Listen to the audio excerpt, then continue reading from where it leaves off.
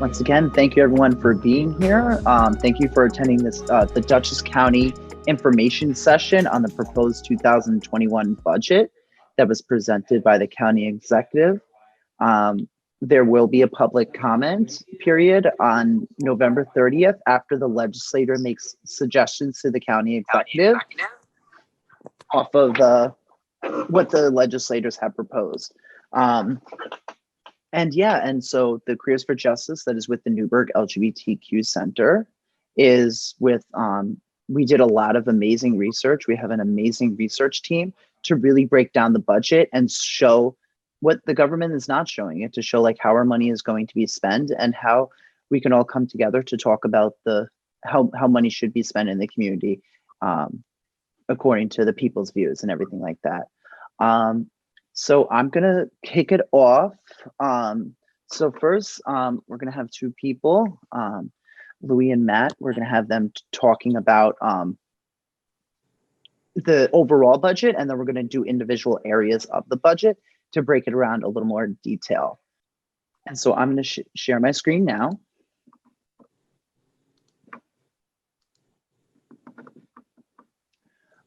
All right, so I'm gonna leave it to Matt and Louis to discuss, and I will be there for your direction if you need me to click on a certain thing.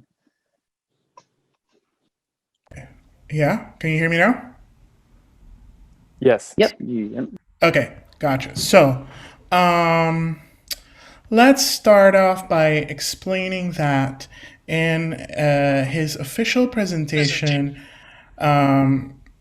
Mark Molinaro has emphasized that he is committed to improving access to affordable housing, youth programs, and mental health. He has also expressed a willingness or to acknowledge that policing must be reformed, right, in some fashion. So that's one thing, yeah. However, upon closer inspection, right, even though he sells the budget with this idea, upon closer inspection, we actually see that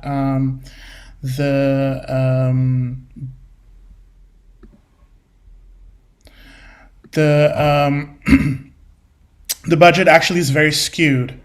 So what you see is that for each dollar that Dutchess County spends on criminal justice system, so that includes things like sheriff's office, jail, probation, only 48 cents are spent on education, 1 cent on youth programs, 3 cents on parks, and so on. So you get a broad picture here. Basically, you have a very, very strong skew, yeah, in favor of criminal justice, and while other programs are starved for funds, yeah. So in here we see that there's a discrepancy between the way that the county executive presents the budget as wanting to invest more in mental health, et cetera, and then still this ongoing bloated police budget relative to many other posts, right? That would more directly impact community well-being. Yeah. All right. So I think it's important to emphasize that that COVID-19, right, within this pandemic, we have seen many places starting to rethink the way that they manage fiscal policies, and that Dutchess County, because actually it has been conducting such a fiscally responsible, between air quotes, budgetary policy, is actually in a very good position to make some more radical changes to its to the way that it decides to fund social programs. Yeah, so such things include, for example, Dutchess County's credit rating, et cetera, which all indicate that Dutchess County is actually in pretty good financial health. And so it really begs the question as to why right now, during the pandemic, certain essential issues are being cut. All right, so Matt, would you like to take it from here? Yes. Thanks, Louis. I just want to underline a couple things that you said because I think this is really, really important. That as you said, the stated priorities of the budget have to do with housing, youth services, mental health care. When we look, as you said, for the dollar breakdown, for every dollar that's spent on the criminal legal system, 1 cent goes to the Youth Programs Bureau and 41 cents go to mental health. So we can see some of the numbers behind that. And I think, Alicia, you just said that these documents are going to be shared out so you can see these numbers for yourselves. There were small cuts to some of the criminal legal system line items in the 2021 proposed budget from the 2020 budget. So jail, probation, that sort of thing. Small cuts, maybe 1% or so. But that's really not putting a dent in the huge disparity between how much funding these sort of items get versus how much funding social programs get. County Executive Molinaro has also committed, as part of the yet to be ratified capital plan for the next few years, has committed for 2021 $3 million from the public works budget for a future youth opportunity center to be built at the site of the old YMCA. But even if we factor that in, the difference between how much is being spent for youth programs and how much for criminal justice is still so vast. So we're still looking at a really, really skewed distribution.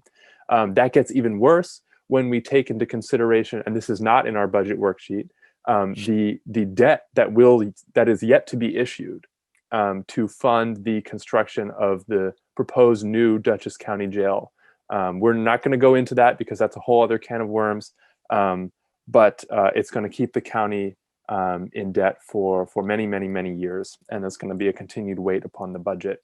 And this is part of a pattern that we're seeing of more austerity in the budget, so that things like jails, other criminal legal system items get more and more spending, and then there's a sort of drawback in spending on public works, economic assistance and opportunity, education, mental health, and other social programs.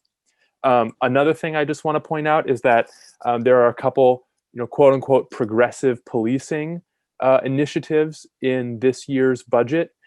For example, the Dutchess County Criminal Justice Council is getting about 150% increase this year over 2020, including a $200,000 increase that's earmarked for bias training and mental health de-escalation training. So that has the potential to have some positive impacts on the county. But I think we need to think about how investments in our communities are being made. Are they being made sort of sideways through the criminal legal system, as in this case, or do we need to have more direct and much larger investments directly in social programs and in economic opportunity to really make more of a difference? So I think that's about it for the overview, and we'll go to the sections. All right, thank you, Matt and Louis. So now we are going to move on to mental health, and I'm going to turn it over to Sarah to discuss about more a little bit and deeply of how mental health is funded in Dutchess County in the proposed 2021 budget. And Sarah, the mic is yours. Thanks, Alicia.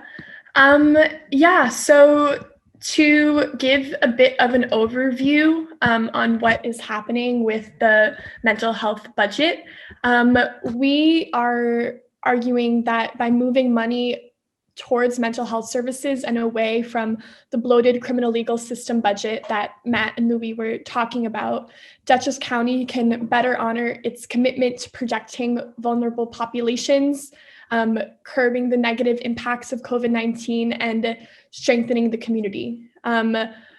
Insufficient funds to public community-based mental health services results in an expensive impact on jails and state hospitals, and we must move carceral money in the budget into the community so that services are accessible from entry points besides the criminal justice system.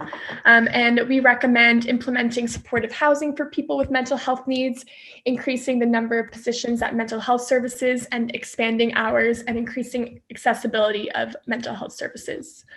So now that I've given a bit of a broad overview, to get into the budget numbers, Dutchess County spends a disproportionate amount on the criminal legal system at the expense of mental health. As Matt mentioned, for every $1 that goes to the criminal legal system, the mental and physical health budget gets just 41 cents. And for every $1 that goes to the sheriff and jail alone, mental and physical health budget gets just 79 cents. And so another big part of the changes in this budget is that Dutchess County is proposing drastic budget cuts to crucial mental health services. Helpline, which is a mental health emergency call/text line, is being cut by 17.56%. 3 positions are also being cut. The diversion program, which is the mobile crisis intervention team, is being cut by 21.43%. And has been almost entirely contracted out. Hours are expanding for this service, but funding is being cut, which is really confusing because it's hard to imagine how these programs can provide the same level of service or pay contracted employees a living wage. And then cuts are also being made to the stabilization center by 27.54%. And this has also been almost entirely contracted out privately. And so it's the county decided that it can't afford to put so much money into the criminal legal system, and it cut just 3.30% of that budget from 2020, while it's cutting the mental health budget by 5.27%. And so the story that the county is telling here is that mental health services are being privatized in order to increase proactivity and visibility and fluidity. But with these cuts and this privatization, it doesn't look like these programs will provide the services that the community needs. And it appears that the privatization of mental health services might be an excuse for the county to make cuts when the reality is we have the money and we are refusing to invest it in the community. And now to just draw the connection between mental health and the carceral system, and why our proposed solution is to defund the criminal legal system and then invest in mental health. I just wanted to talk about how putting money for mental health treatment into the carceral system is costly and ineffective. If you look at the budget, there is mental health money going into the carceral system, and that money is increasing. So court remands increased by 21.43% from 2020, and security services in the stabilization center increased by 1.6%. And this shifting the burden of treating people with mental illness to jails and prisons has a big financial consequence. Community mental health services are less expensive than like the cost of state hospital beds and treating and incarcerating people in jails with mental illness. And you can take a look at this PDF for more specific numbers about the cost breakdown. Also, jail is just an unsafe people for individuals with mental health needs and shouldn't be used as, a treatment place for them. There are major problems associated with incarceration, including the worsening of psychiatric symptoms, abuse by corrections staff, high rates of recidivism, high rates of suicide in jail, and prison overcrowding. Another important thing to talk about is that making cuts to mental health is deadly and impacts vulnerable community members most. And the Dutchess County Police have a history of targeting Black people with mental health needs, and all of these instances reveal that the police are not well equipped to handle situations involving people suffering from mental illness, and that money instead should go to support services instead. Also, to take into account where we're at right now, the pandemic is leading to spikes in suicides and overdoses, and using the criminal legal system to solve these issues will just cause more harm. Dutchess County cites this in their budget, that they experienced a 11.5% increase in accidental overdose deaths.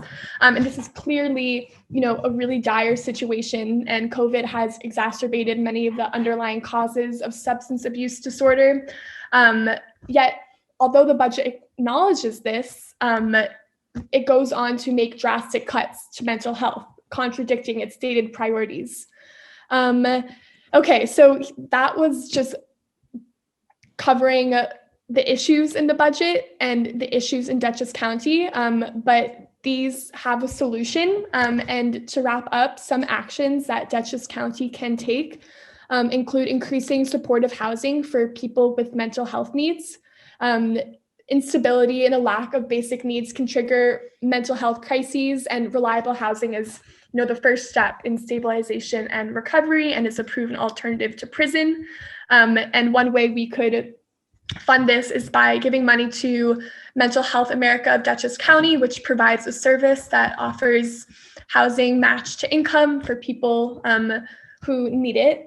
And then another action is to pressure Dutchess County to move quickly to get federal law enforcement assisted diversion funds. So this is a program called LEAD, which was implemented by Albany County in 2016. And in this program, individuals who would be typically arrested for nonviolent offenses are driven by psychosocial challenges are instead diverted to harm reduction-based trauma-informed case management and outreach services. So this includes transitional and permanent housing and drug treatment.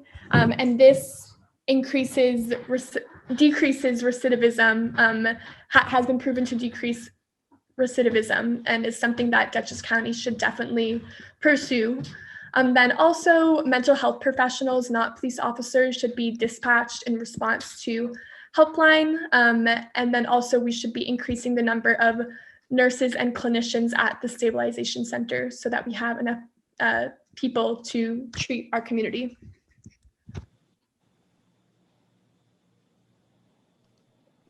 All right, thank you, Sarah. And now we are going to move on to Community and Family Services, and I'm going to turn it over to Marge. And Marge, the mic is yours. Hello. Am I on mute? No, okay. So for community and family services, less money needs to be invested into the carceral system and carceral aspects of the department's budget, and more funds need to go into youth programs, housing supports, financial literacy, more caseworkers, and more economic assistance for families. So the budget is a bit contradictory, and one of the stated initiatives of the proposed budget, it says, quote, with the goal of ensuring that our children are on a path to realizing their full potential, we will promote the county's youth development framework known as Path to Promise, conduct outreach efforts, facilitate youth engagement, and it goes on a little bit. But the proposed budget directly contradicts this and cuts youth services by 8%, which is a lot, and has increased the budget for juvenile delinquent care and state training school by quite a lot of money, $50,000 and $1,510,000 respectively. Investment into these carceral youth systems do not support youth or, quote, ensure that our children are on the path to realize their full potential. And these are actually locking kids up and drastically changing their life at a young age, which studies have found is associated with worse physical and mental health in adulthood. And one study found that juvenile who are incarcerated are 39% points less likely to graduate from high school and 41% points more likely to have entered adult prison by age 25. So instead of juvenile delinquent care and state training schools, funds should go towards youth programs and services that actually increase public safety. So a research organization found that to prevent and address the root causes of illegal behavior, particularly given, so youth program is necessary to prevent the actual causes of illegal behavior. So Dutchess County should put money to youth programs, after school programs, YMCA, job training, mentorship, and employment opportunities. And the Dutchess County Regional Chamber of Commerce is a contracted out expense that should receive more funds because they provide mentoring services that are crucial, and they serve the youth to work with local businesses to provide jobs. They provide educational and vocational programs, life skills, community service, and community internships. So one thing that we researched was PINS in juvenile detention, and PINS stands for person in need of supervision. So youth are usually put on PINS due to running away, curfew violations, or drug abuse, violent or destructive behavior. And Berkshire Farms, a non-secure detention provider, states that physical and emotional traumas are the cause of these behaviors, but instead of addressing the root causes, of these traumas like poverty, generational trauma, systematic racism, violence, rising cost of housing, and providing mental health services needed to heal from trauma. Youth are placed in supervision and held in detention facilities. So in 2018, which is the most recent report of PINS in Dutchess County, Black youth were 44% of the PINS filing, yet only 9% of the Dutchess County populations. And this shows the gross overrepresentation and targeting of Black youth in these carceral programs. Instead of PINS and juvenile detention, Dutchess County needs to invest in mental health, collective trauma healing, trauma-focused services, mentorship, and after-school programs. So I found a few programs that can serve as a framework for what's really needed in Dutchess County. Two programs, Fierce and The Door, are both programs operating in New York City that could really address these root causes that aren't being addressed by the carceral system. So The Door works to empower young people by providing comprehensive youth services. These services include reproductive health care and education, mental health counseling and crisis assistance, legal assistance, GED and English as a second language class, tutoring and homework help, and a lot more activities. And Fierce works to engage LGBTQ youth of color in community organizing in response to unjust social issues.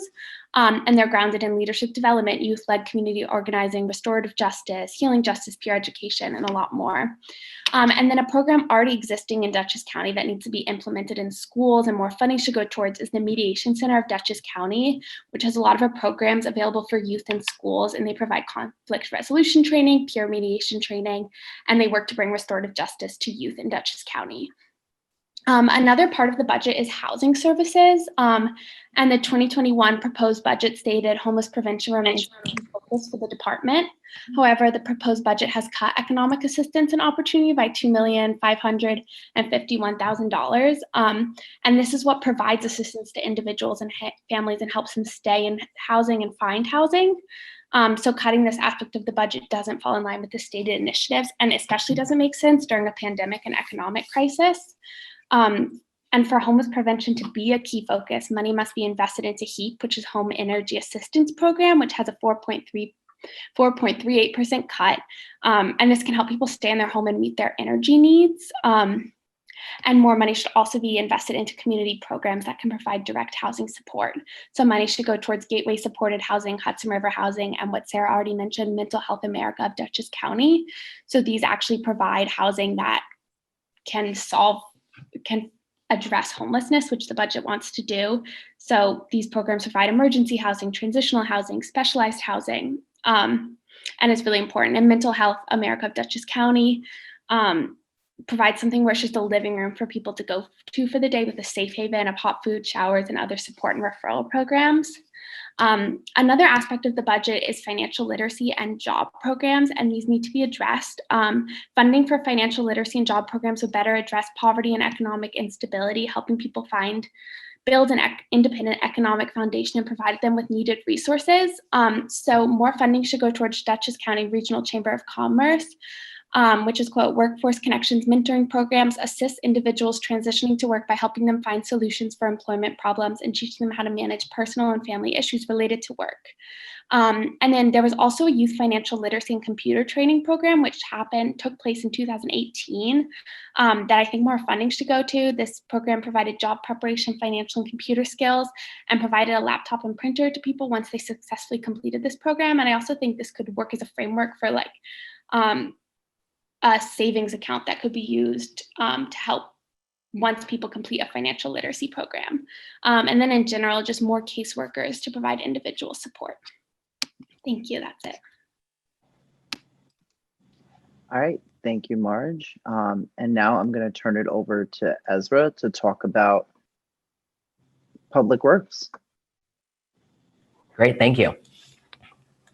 All right, so Public Works is, not like when you first look at it, it's not the sexiest government department that exists. It focuses on transportation, parks, aviation. We do have an airport in Dutchess County. I did not know that before I did this research. Buildings and building maintenance, engineering, highways, and auto service. That's like all of the departments within Public Works. And at least in most people's here lifetimes, we have not seen the sort of public investment that kind of necessitates a lot of cool public works projects. Because something that I learned in doing all of this research is that most of the work that any county does anywhere, like in regards to public works, majority of the funding comes from the federal government. And then they supplement that with county revenues, whatever. And like the counties then decide, okay, where do we want to spend this money, right? And the last time that we really saw the sort of investment in public infrastructure in this country was like coming out of the Great Depression. Like think about the Tennessee Valley Association, think about the National Highways Act, that was a little bit later, but really kind of like the massive public works projects of this nation happen in cooperation with federal funds, right? So all of the cool, so like a lot of what I discovered is that the public works department in like whatever area, like transportation, aviation, building, maintenance, engineering, parks, whatever, they have these amazing detailed studies of this is what we recommend. We want more bike lanes here. We want to change this intersection. We want to bring whatever here. And then none of it gets funded and none of it happens. And they just keep doing these studies. I don't really know how to fix that. And I don't know what proposal there could be other than we need more federal funding, but that's not something we can control. But we can control the fact that in this upcoming year, they're planning on cutting the budget by 3.26%, which like is a small number, but still is really negative for the ongoing projects that are already happening. There's a lot of highways that they're currently fixing. They're currently doing a study on the terrible loop-de-loop intersection that exists between 9 and 44. And if those things get stopped, then they won't change. And this is a big problem in the United States that a lot of other countries don't have because they manage their money in different ways. But when you stop and start a project, it sometimes just never gets started again. And especially related to building maintenance, bridge maintenance, highways, whatever, that's very bad. In this research, I learned that Dutchess County has some of the worst air quality in the state of New York. And they were going to do something about it, but that project was cut because there's no money for it. And that's just one example of things that could receive more funding. And something that was a little easier for me to kind of hone in on, because there are so many projects that are proposed and recommended that are so lofty and honestly relate to things that I didn't really fully understand. I focused on parks. I think the Parks Department just released this beautiful master plan where they, like with every park in Dutchess County, they detail like, oh, put more walking loops here. Like this is how you can better implement ADA, or like American, what does ADA stand for? I said, make it more accessible for disabled folks. Increase funding. And like they recommended like do these things at these parks. And especially, and I think this is a big point to emphasize with public works, like in the pandemic, I don't know about y'all, but parks have been a refuge for me. And they've been a refuge for other people as well. And I did find it very striking that in the budget that they proposed, they didn't kind of note the increase in use, or load is the word, like when people use a resource, like they have it set at, thank you, American with Disabilities Act. But like they said 2020, the same amount of people used parks that did in 2019, and they project it to be the same in 2021. And like, I just don't buy that. Like that just can't be real, you know? Like just given at least the way that I have seen people spend their time, and I'm sure that y'all have as well, more people than ever are getting outside and using public resources. And I think the biggest thing to emphasize in regards to public works is to just say, hey, listen to the plans that your really smart engineers and planners come up with and fund them. Because when people have safe places to go and exist and thrive, they're less likely to be caught up in this carceral system. Yeah. Another good fact to remember is that for every dollar they spend on the carceral system, 3 cents on parks, which is just so backwards for all the reasons I just explained. And yeah, that's public works. All right, thank you, Ezra. I'm going to share my screen again. And now we're going to go to Melissa with education. So one of the biggest things oh, thank you. I love Canva. So one of the biggest things in the budget is that education isn't being,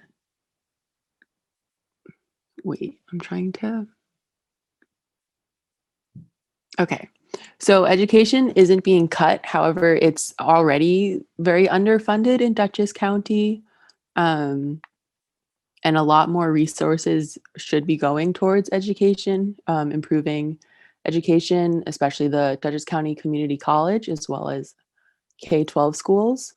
Right now, the budget funds the Dutchess County Community College, preschool special ed, or early intervention, but there's no funding currently for K-12 schools. And as I'm sure some of us know, some of the schools in Poughkeepsie and other places in Dutchess County are very underfunded. And so overall, action steps that Dutchess County should be taking is to defunding the sheriff, jail, and district attorney departments. If you look at the pie chart, it's a really big section of the budget, and it's just so unnecessary. And so for every dollar that goes to the criminal legal system, only 48 cents goes to education, and only 1 cent goes to youth programs. Youth programs are super important for students that need after school programming, and the fact that it's being cut is really unfortunate because it's such a really important resource for students. And at the Dutchess Community College, there's also cuts to the counseling service there. And that's really important because students rely on counseling services, especially now more during the COVID pandemic. And so there's a decrease in the staff members at the counseling center at the DCC. So their ability to actually provide counseling services to students is much limited. And that's an area where Dutchess County could actually provide funding towards. And so there's been an increase in student use of the counseling center, despite lower enrollment at DCC. And especially has been increased due to COVID. And I think, as explained earlier, COVID has impacted youth mental health much more. And so while the decision to cut counseling service programs is not directly the county's decision, the county must hold DCC leadership accountable and make sure that these programs continue to be funded as part of the county's budget. And if we look at the K-12 schools in Dutchess County, they're definitely hurting. The Poughkeepsie City School District has made lots of cuts. They've eliminated 48 positions, including teachers and administrators and staff, because they're in a deficit. But this is an area where Dutchess County should be funding or providing funding, because it's definitely lacking at the city of Poughkeepsie level. And then overall, Dutchess County should be funding the counseling center at the DCC and also making the Dutchess County Community College more affordable. It's definitely not unreasonable to say that Dutchess County should make the community college free tuition for all residents. And in addition, fund more youth programming and provide more resources to K-12 schools.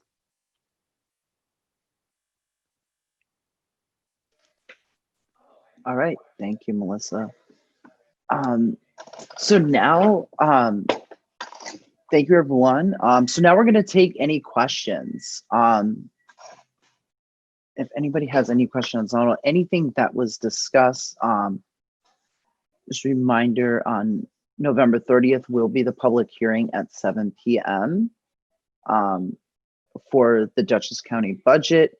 If new information comes in, we will certainly update individuals on how that works. If new information comes in regards to the different budget.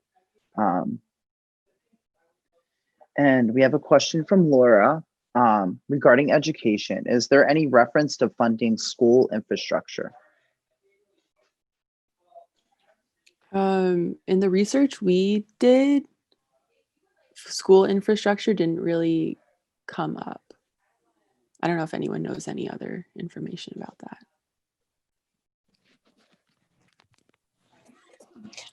That's really a bad thing to do.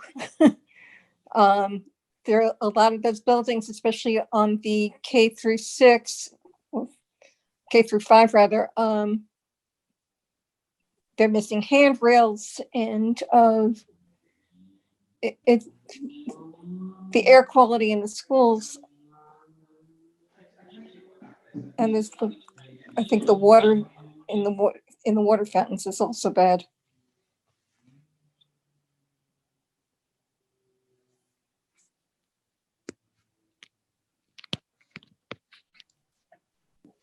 Yeah, Karen, so what usually ends up happening, there'll be a separate, so as Melissa was explaining, there is, or sorry, Laura, my apologies, I saw Karen's message, long day.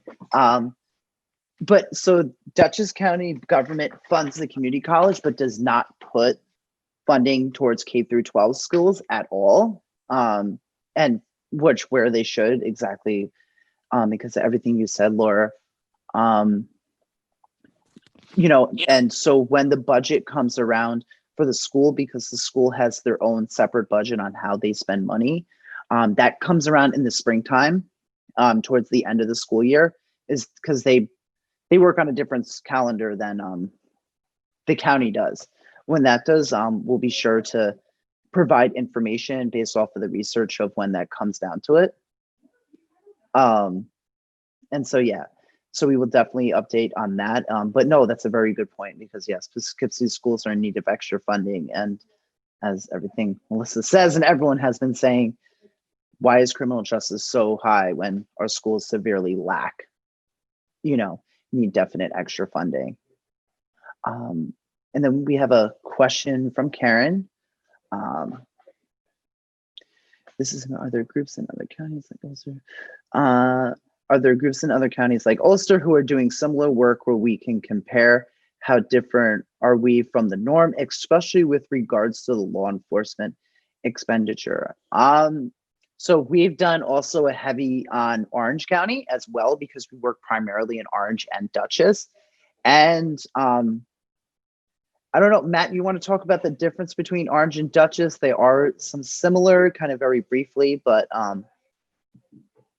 it's pretty much all on the same line, where police get the criminal justice gets all the funding, and all the other sections get very lax. So Matt, if you want to go to that question. Yeah, definitely in the broad strokes, things are very, very similar, at least on the comparison of Orange County and Dutchess County. We haven't done an analysis of Ulster County, but I'm going to put in a chat a group in New Paltz that's interested in doing some of the same types of work that we're doing. That might be interesting. In terms of comparisons to other cities, besides like Newburgh, for example, where we have done the work, we haven't done a ton of that sort of analysis. I'll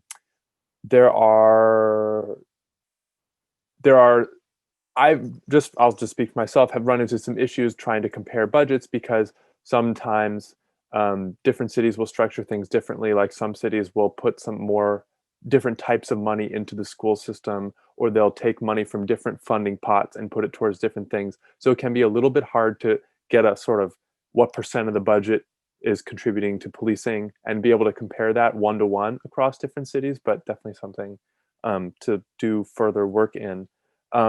There's an analysis out there that the New York Times did in 2017 of 150 large American cities, which tend to have different funding ratios for police. So, and they found that the average expenditure of the city's budget on police and policing rated expenses was 7.8%. For comparison, Poughkeepsie is over 27 right now. So generally in smaller cities, the percentage is a little bit higher, but still it's pretty excessive. And this group in New Paltz is also doing some interesting work around that.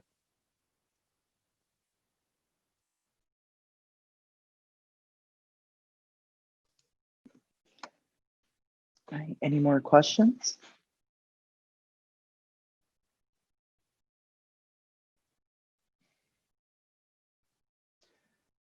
All right, if there is no more questions, thank you everyone for being here.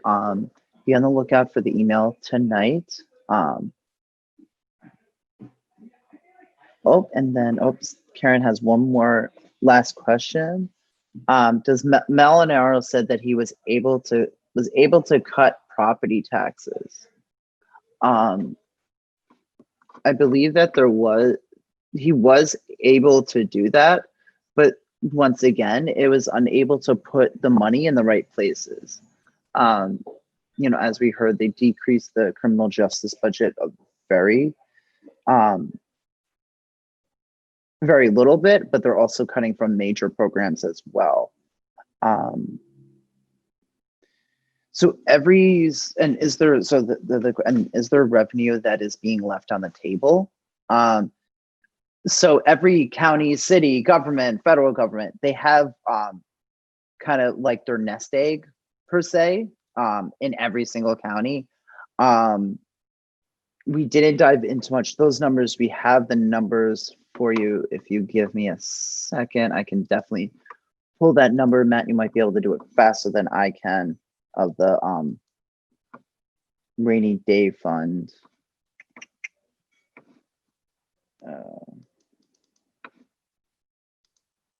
Okay. 3 economic.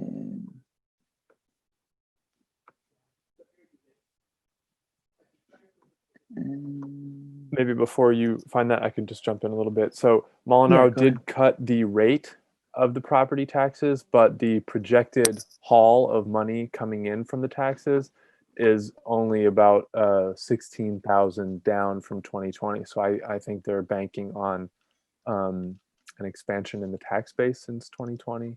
I'd have to look into that more.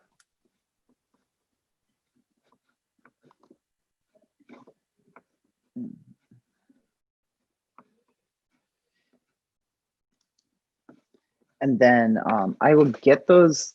I will email everyone those numbers of what the nest egg is. I have to dig through the budget to pull that out, but I would definitely send it in the email so everybody does know the answer. So before tonight, it all depends when you go to bed. I will make sure that we have that information for you. I have a question. Yes, Hans. Clarification question. What is nest egg? And also what is, like, I mean, I have an idea of what tax base is, but can you break that down, Matt? Yeah, for sure. So maybe Alicia, you can do nest egg and I'll do tax base since we brought those up. A nest egg is a savings account. That's maybe I should have been a little more clear. A nest egg is a savings account for rainy days. If you're good at financial saving, not like myself, you would, every county and city all has money that is put aside for like rainy day funds, just in case something happens. But that's essentially what a nest egg is. And a tax base is the value of the goods or properties that that you are getting tax money from. So if you're getting property taxes from 10 houses one year and 15 houses the next year, you don't have to raise the rates to get more money, because then we would say that the tax base has grown. Or if the properties increase in value, then your tax base has grown, even if they don't increase in number.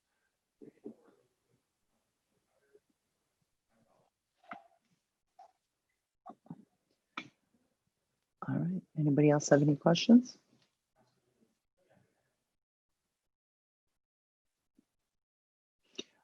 All right. Thank you, everyone. As this will be this recording. Because I have to download the recording and everything. Once that's all taken care of, I will make sure everyone who was present today gets a copy of the recording, and then it'll just be up on YouTube in general on our YouTube page, along with all the PDFs of the information that we heard about tonight, and the different aspects of the budget, along with information on how to sign up for the November 30th public hearing on the budget. And if any more information comes in between now and the 30th, we will update everybody else that is on this call. And we will, and so then these, once again, this is a proposed budget. So it has to come to a vote through the legislator and the county executive, and it's a whole legislative process. But the official budget, what it is going to be will be available about the third week in December. And that will be updated on our website and Facebook, and you can find all that information there. As always, thank you to the research team. You all are an amazing group of people who do amazing work. And so thank you, everybody, and enjoy the rest of your night.